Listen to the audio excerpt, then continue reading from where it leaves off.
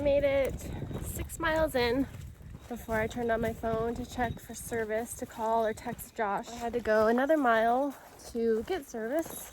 He just suggested, why don't you give it another try? If anything, just get to your first town, and if you want to come home, if you don't feel like you should be out there, I'll get you on a plane, we'll get you home.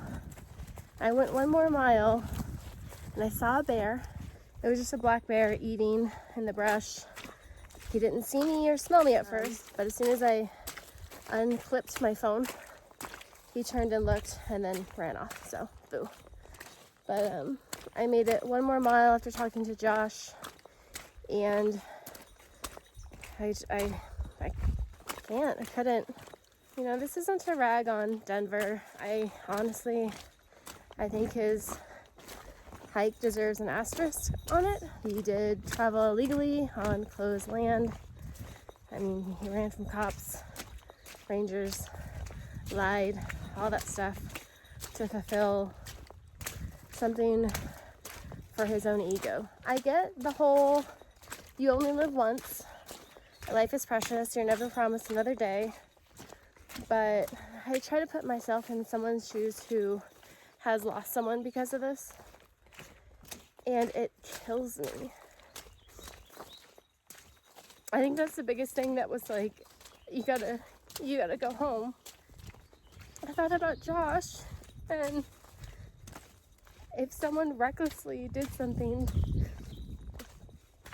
to get him sick and take him away from me, that right there made me turn my phone back on and text him and say, turn your ass around, come get me. I'm going to joke with him though when I see him and tell him I came back for the stuffed crazy bread from Little Caesars. I have to, because we were in the hotel room last night watching TV late, and a commercial came on for stuffed cheesy crazy bread.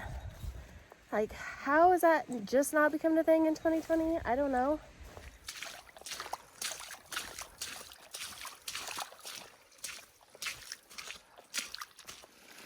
And this is where I rolled my ankle again. This guy. That's the worst of the Achilles tendonitis I've had. I rolled it after it flared up when I visited my grandma's grave site for her birthday. And it just healed up about, I don't know, a week and a half ago. And now I just rolled it again.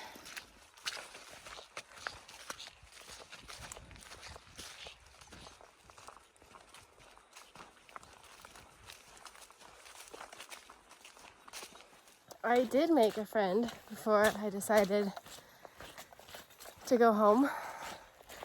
It's all these fucking mosquitoes. It's so bad. And I am saturated in Sawyer spray. Like, no offense, Sawyer, but I think you gotta get your stuff back out to the CDT and tweak it, because it is, oh my God. I tried to stop to show you guys the mosquitoes, and I couldn't. Like, it's so bad.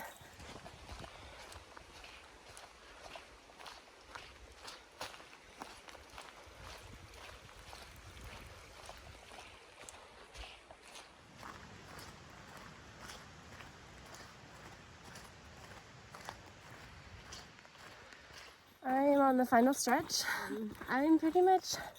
I've just given up looking for a bear at this point to make sure I'm safe.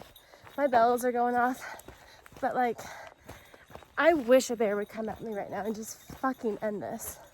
These mosquitoes, I swear to God, look at my hand. Look at these guys. They're ruthless. Absolutely ruthless. Like, I'm trying to go literally as fast as I can, and it's not fast enough. I'm gonna go insane. I'm going to go insane. This is gonna be missing 411, little Skittle, never to be found ever again. Watch. Josh isn't here yet, so I escaped to a pit toilet back here that we stopped at when I first started, and took a bath with my Sawyer spray so I could sit here hopefully in peace. Not really, I just got bit again. While I wait for Josh. So I will just, I don't know. I'm not sure. I guess just watch the sunset in front of me. It's pretty. Real pretty. God, I'm so over it. At least I have this view while I wait. Even if the mosquitoes won't leave me the fuck alone.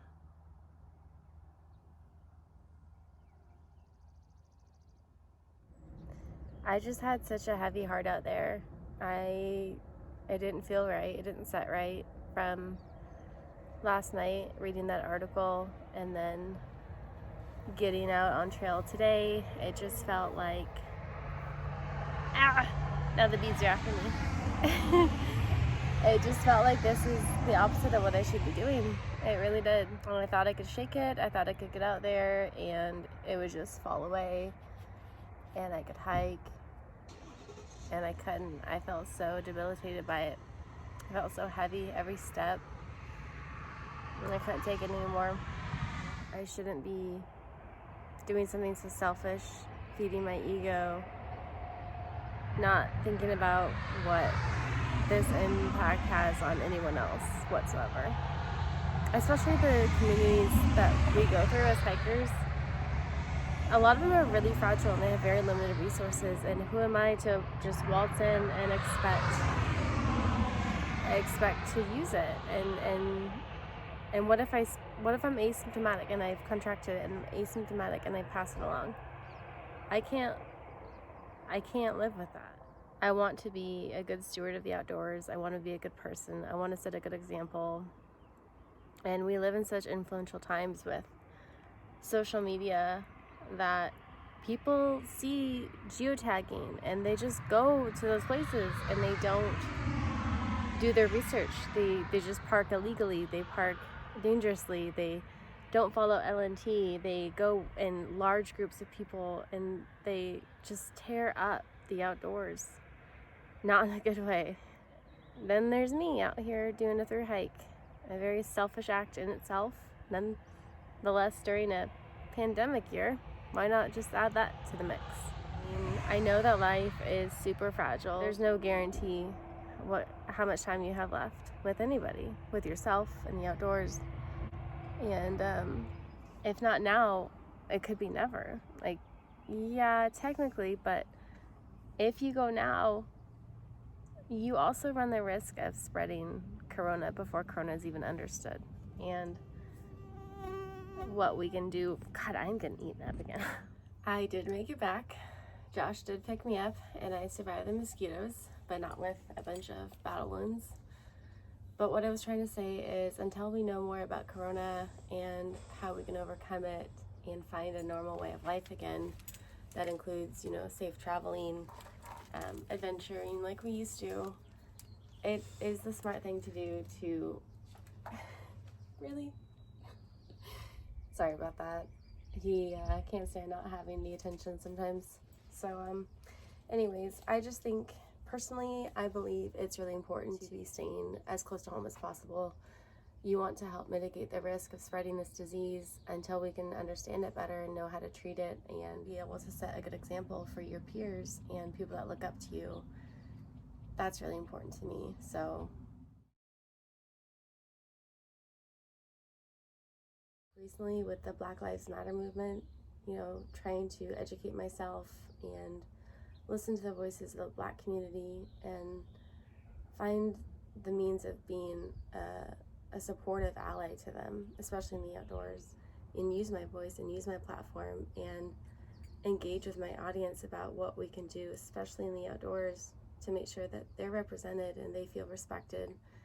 So me going out there on a thru hike during a pandemic that is exponentially affecting them more than any other community, it doesn't align with anything I've been doing. So that's definitely a reason to pull the plug. It's definitely a red flag. Thru hiking isn't out of the question. just not this year. I don't see myself trying to get on another trail. It's gonna have to wait until we can understand this whole pandemic a little bit better and have a means of fighting it in an effective way. Instead, the rest of my 2020 is going to be spent adventuring around the Pacific Northwest. So that will probably include a lot of backpacking with this little muscle hamster and getting the rest of my major Washington summits. I already did Adams and Helens this year, so that means I have Baker, Glacier, and Rainier to do. And I've also always been interested in the Wonderland Trail, so I will try to get a walk-up permit of that. Maybe if I'm feeling like I want to really suffer, I will go do another through hike of the Enchantments in 105-degree heat and see where that gets me. But I hope that this finds you guys well, and you guys get out there and find some adventure in your neck of the woods, and just strive to be a good person. Be kind to one another, wash your hands, and like Odie says, call your mom. Until I see you guys again, take care of yourselves.